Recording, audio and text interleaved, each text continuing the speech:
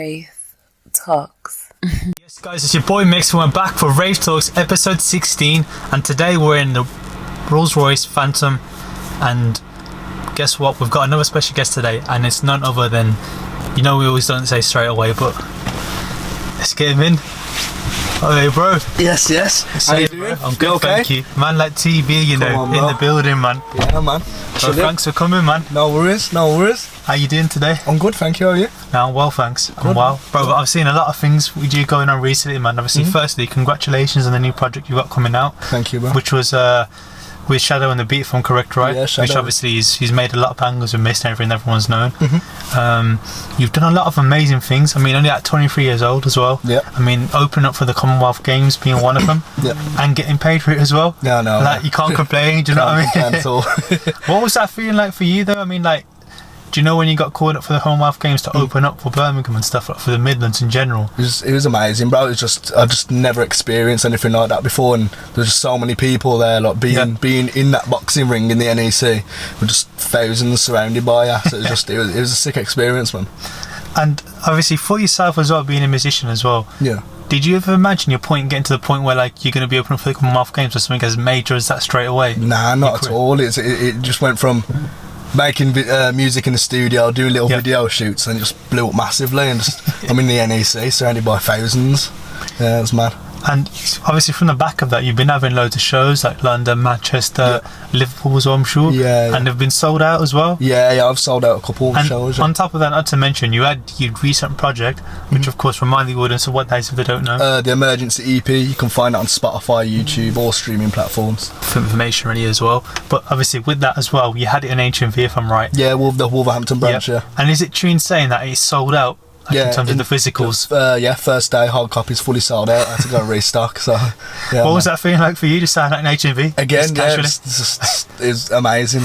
It was a good turnout because I had like a launch party for the album itself. Yeah. So on that day, I filled HMV in Wolverhampton full of people and did like a listening party. Wow. And then everybody who bought a copy that day got a physical signed copy signed by me and Shadow.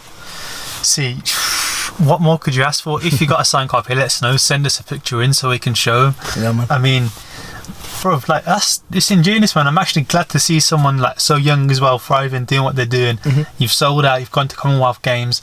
There's a lot of things you've done as well in that space of time as well. Yeah. But what has made you, like TB, want to go into artistry? Like, what influenced you? Who's your influences? More family members. When I first started music, I had one cousin called Tantski. Okay. He's also a rapper from Wolverhampton, and I was going to studio quite a lot with him, and that kind of just made me sit back and think, okay, let me try it. I was kind of going down a bit of a bad path in life as well, right? So I thought, let me bring it back a bit and let me see if I can improve my life. Of course. And yeah, I got in the studio, made my first song, and yeah, it got like 20,000 views, my first song. 20k? So, yeah. I bet you're buzzing over that. Yeah, man. So I was like, let's do it. Let's try and make something of it. Fair play. And obviously, as you've seen, the results have been pouring in for you. Rightfully so as well. I mean, it's been a graph for you. Yeah. So moving on forward now, we've got the EP that's come out. TB itself, obviously. What does TB stand for? Like, are we allowed to know? Or is it's just nice and simple. It's just my initials, which is Tristan Bexton. Okay, so you're standing exactly true to yourself. That's the one. You've done songs with Sox and Tantski as well, right? I'm sure I'm saying. Yeah. Both Birmingham-based rappers, quite high up in the game. What's it like working with Sox for you? Like, obviously, because we all know he's a lyrical genius on these demeanour and stuff. But for yourself as well, being the phenomenal artist that you are as well, and you morphing into your own expertise. What's it like for you working with people like Sox and Tantski? In a bit? Like, I grew up listening to them, so it's crazy. Like being in school, listening to those artists, and then I'm in the studio making music with them. But Sox and Tantski, they're both proper, like, down to earth people, funny people. Like, get along with them very well, to be fair. But yeah, it's just mad. I went from listening to them and then making music with them. It's just mind blowing. So, obviously, you're making music. You've done things with Sox and Tantski. Yeah. Am I right in saying there's meant to be some sort of rumours of you and Tremz doing a song? Possibly, yeah. We've been in the speaking. I've spoke to him roughly, like nothing's been fully confirmed yet. But yeah, we've been messaging each other back and forth. So that's interesting, to be fair. I mean, it would be sick as well to see like yourself and him on a song, like I want to hear it sonically, mate. I can hear it. You know what I mean? So yeah, it'd be good. It'll be a good link up, but we'll see what the future brings. Maybe, possibly. You never know what the future holds. You know what I mean? That's what I mean. I mean, at one point you said, "Let me give a go at this," and look what you're doing now, mate. Like, that's it. Yeah, it's outstanding. Right. It is right. So where do you see yourself heading now? Then, so we've got the EP out. Obviously, the rollout and promotions going on as we speak. Yeah. What's coming on the back of this towards the end of the year now? Because we're on the back end of the year. Is there a show coming? What's going on? I have a couple shows around the West Midlands, Birmingham, Telford. Yeah.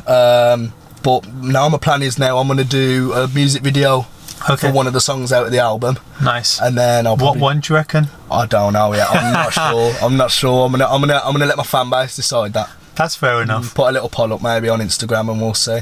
But yeah, I'll do a video from the album, and then probably to close the year, just a little freestyle or something to close the year off nicely. Fair play. Here's a question for you, because you've performed at a few venues now. What's it like for you performing at, let's say, like an O2 for example, or somewhere, in contrast to a festival? Do you feel like obviously it's a way different atmosphere in general, but as an artist, from your eyes, what's it like on both ends? I feel like a stage show compared to a festival. Yeah. I personally probably would pick a festival. Okay. It's more the vibrant, vibe. lively, yeah, it's lively. The vibes are up.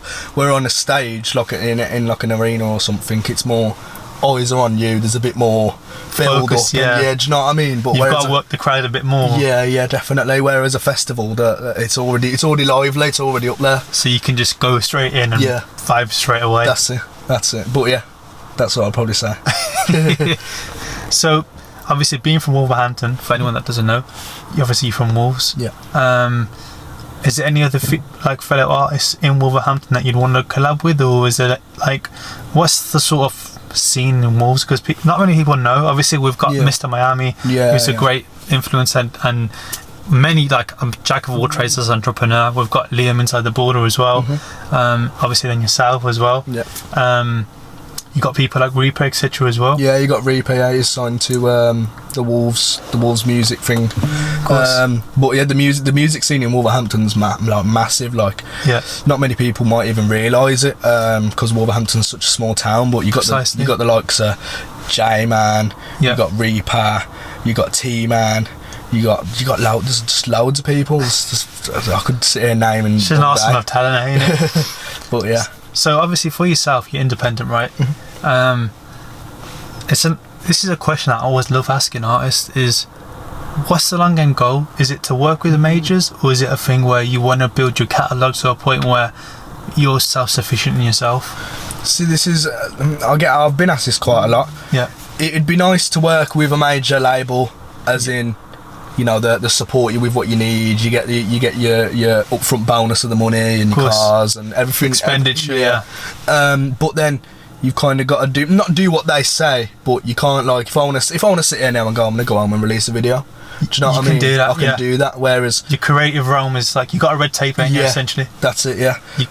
But being independent, you can more kind of do what you want when you want. Do you know what I mean? I get that. So it's a bit in the middle. If a label come to me tomorrow with an offer, happy days. I would have to. It's happy days, but I would probably sit there and be like, oh, I don't know.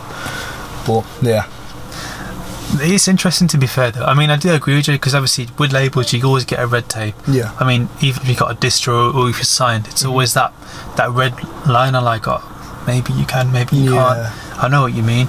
But so obviously the way music now is, especially because it's online and stuff, and there's more and more facilities becoming available, and marketers and plugins, etc. coming in. Do you feel like it's becoming easier to be independent, or do you think it's still becoming harder? From your perspective, do you know, like for your current rollout, for example? Yeah. Have you found as an independent artist it's been quite easy for you, or not say easy, but it's not as hard as it would have been, like, say, like a decade ago? I get what you mean. Like, obviously you have the support around you, so you can have a, like, marketing, you can have a better rollout, and you got teams to do certain things.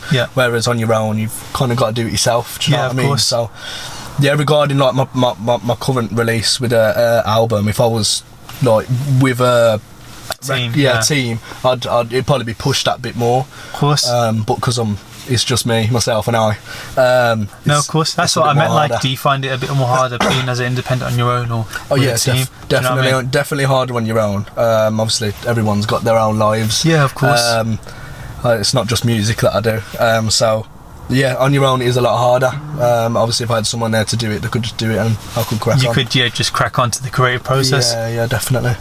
So, obviously, with music the way it is now, grime as well, it's been coming back more relevant now in the mainstream again, as you can see. Yeah.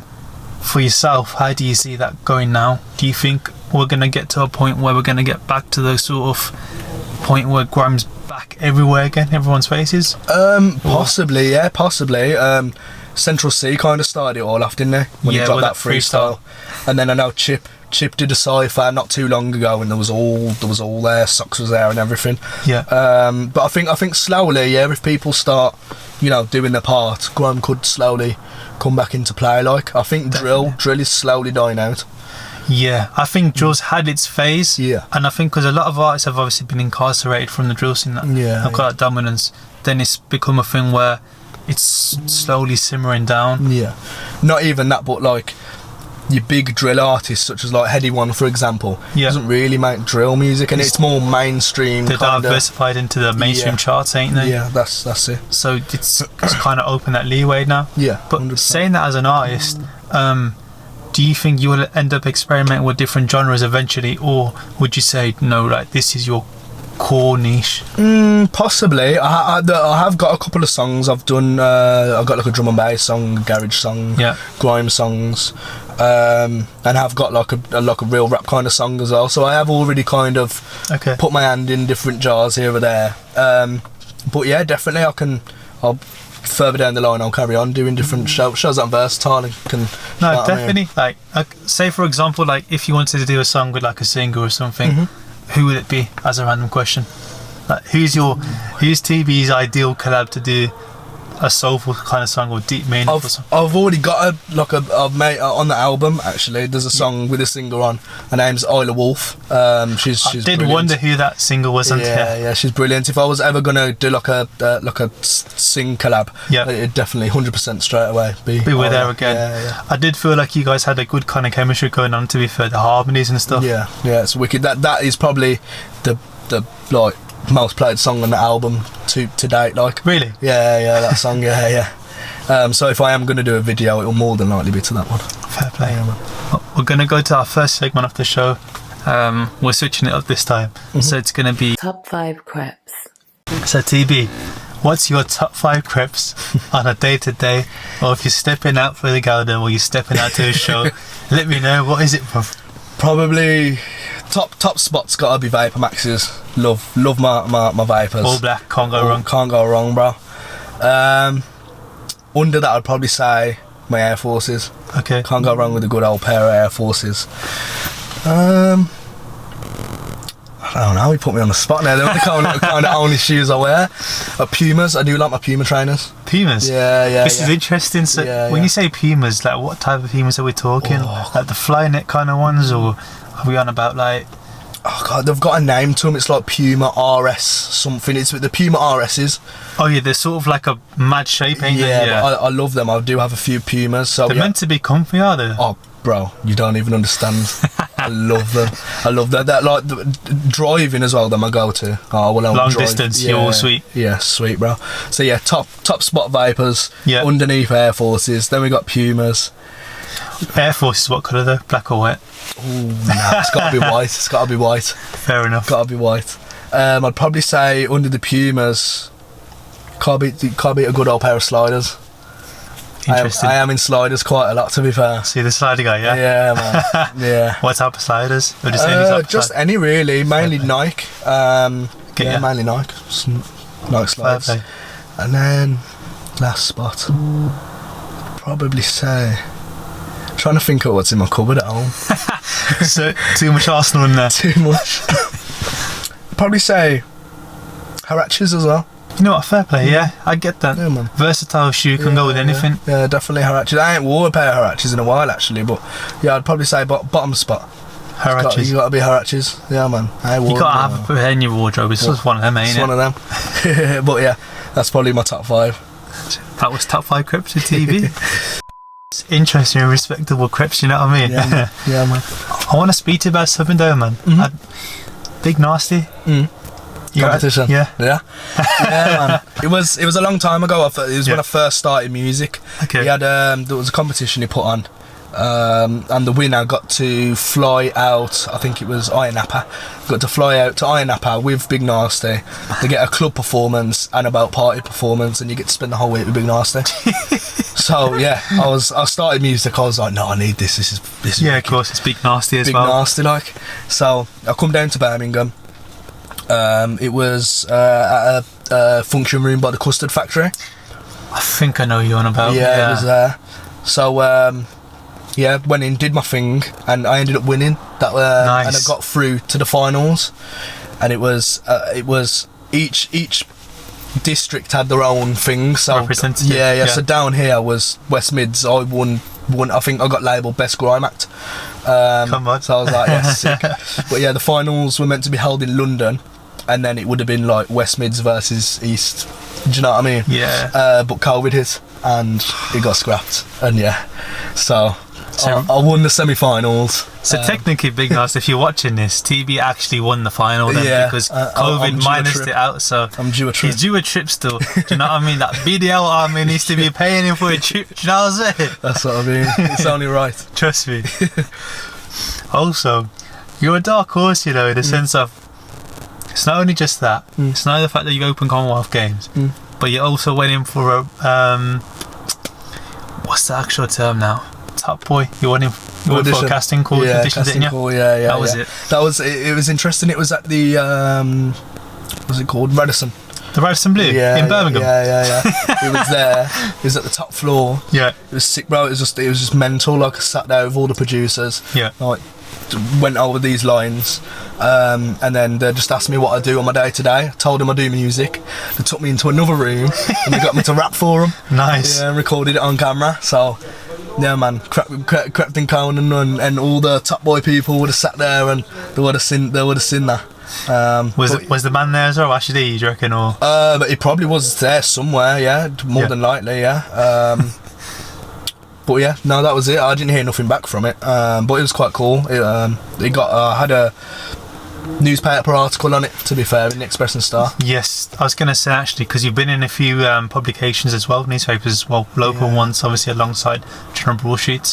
What's that like for you? So when you saw yourself in the paper, bro, it's an amazing feeling, just opening the paper and just on there. One of the articles I had like whole double page, like. So I bet your family's thrilled with that. Yeah.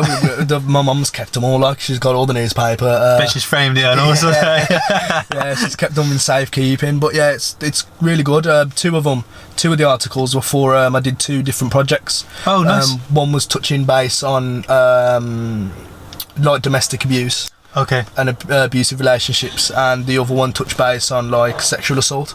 Nice. And both projects, it was from a boy and girl perspective, like, because obviously it happens to both. Do you know what I mean? Of course. But yeah, 2 of the articles are for that, to be fair. So fair play, man. It's actually really insightful. But saying that as well, do you think you're gonna ever dabble in further into auditions for other stuff again? Or possibly, yeah. I had an audition for what's it called now? The Rap Game. Nice. I had an audition for Rap Game not long ago, actually. I didn't hear nothing back off that either. It's alright, they ain't caught up with you yet. That's what it is. Do you know what I mean? They ain't caught up. that was mental. There was so many artists in one place. I can imagine. But it was a good experience, to be fair. That was in Leeds, I think it was. Yeah, Leeds. But yeah, it was a good experience. Fair play. Right, and we're gonna move on to our segment now, which is the final game segment, which is called Guess the Drink, sponsored by Snack Attack UK. Here's your contraption. Sound. Let us know what you think it is, what it's tasting like. I think this one will be quite hard, to be fair, you know. I don't know if you'll get it.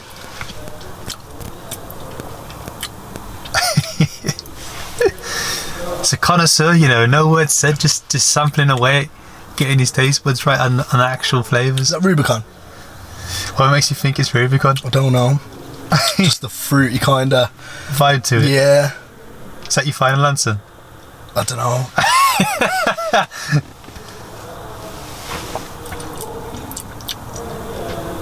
Yeah. Yeah? Bet you it's not, is it? It's not, no. It's What is that? naked, natural Bro, energy. bro chose the hardest drink. I haven't even seen that before. Available snack attack. So what have we got in there? We've got orange, pineapple and mango. I could taste the mango, that's what it was. And it's got mostly 5 a day, and it's got vitamin B, C and E, so fair enough. It's quite healthy for his own, it's healthy. Bro bought the healthy drink, but yeah, it's the mango that I could taste. That's what it was. That's what threw you off to think it was Rubicon. Fairs though. That was good to drink. But what else can I expect coming from you now? From like obviously the back burner of the year to the start of the year. What can the people expect to see from you now? What? Just more movement, bro. Just my foot is down on the gas at the minute, and I'm going for it. I had like a year off. Yeah. Just chilling, personal issues. Of course. But now I'm back, and I'm showing the people that the throne is mine, bro. Do you know what I mean? Tell him, man. But yeah, man, just foot on the gas, bro. Like I said, I'm gonna do another video from the album. Probably in the next month or so. Okay. And then probably close the year with a freestyle or something. Fair play. But yeah, for the people, the Emergency EP in collaboration with Shadow on the Beat, it's out now, all streaming platforms. My YouTube channel is the official T.B as well. Go check that out when you can. Make sure you subscribe to that as well. Yeah, man. And on a final note as well, is there any words for anyone that's looking at you right now, watching this, in regards towards, like you said, you took a year off for personal reasons and stuff, coming back, persevering? Any little gems you can give them? Nah, not really. Just to the haters that still here. Keep hating. Keep hating. You're watching Wraith Talks with TB.